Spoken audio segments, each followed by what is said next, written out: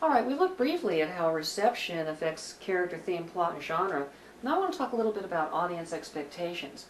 If you have a character that you know for many years, maybe even decades, and you feel very strongly about this character, if you want to see things handed off or wrapped up for that character, you want to see it done right.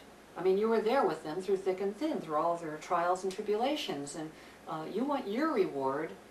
And in order to have that, you have to see your character get the character's reward after all this time. Well, in the original movie Generations of Star Trek, when they sort of handed the baton off from the old guard to the new guard, Captain Kirk's last movie, we wanted Captain Kirk to get his reward. Well, let's take a look at this clip, and then I'll tell you where I think they went wrong. Instead, created it from what they wanted to do logistically to hand off the baton, instead of creating what the audience craved.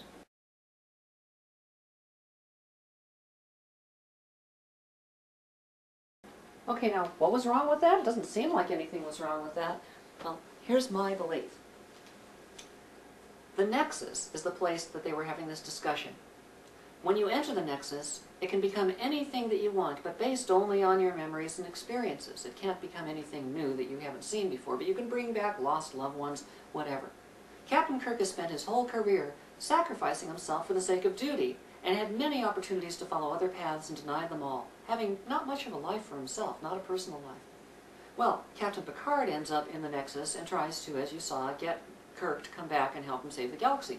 Kirk, it is said by, in the story, it feels as if he's just arrived. There's no time difference. There is no time in the Nexus. So Kirk gets there, and as soon as he's there, there's Picard.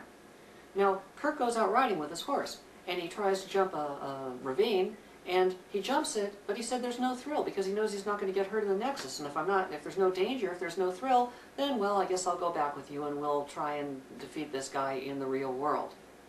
But you know what's happened? Kirk gets killed on that other world, and he still hasn't had any of those fulfillments that he lost. Now, what would have been an easy thing to do that would have satisfied everyone who wanted Kirk to get his reward? Well, instead, what would happen is that Kirk got there, but because there's no time in the Nexus, he could have been there for 300 years, 400 years, by the time Picard arrives.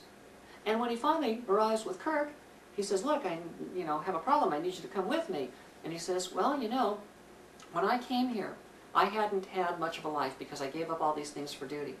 But in the last, 300 or 400 years, I've had the chance to go back and change every decision I ever made where I gave up my personal life for Starfleet. I've relived every moment and lived the path that I didn't take. So I've had the girl that I didn't have, and I've enjoyed the ranch that I couldn't enjoy, and I've gone on the vacations and the trips and created the paintings or the stories that I wanted to write. I've done it all. Everything that I ever experienced that I hadn't done, I've now done. And you know something? There's nothing left here undone in my life. No unhappiness that hasn't been made happy. Nothing left to do either. So, heck, let's go out and get ourselves involved in another adventure. Let's go save the universe. And then he goes back.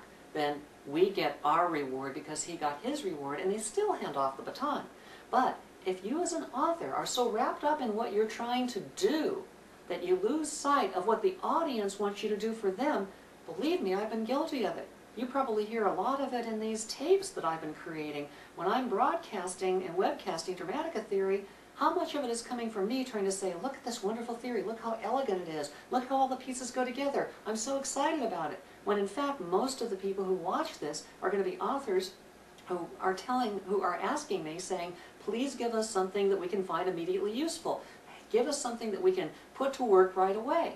There's a conflict there. And over the years, I've worked at trying to change my delivery, both in the classes I do at UCLA and also in the multimedia things I do, to give people more of what I've heard they want from Dramatica rather than what I want to give them of Dramatica.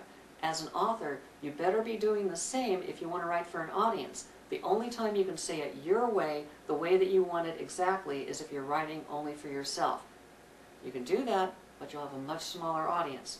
What's your priority? What is it you want? To express everything that you'd like to, or to give the audience what it requests of you?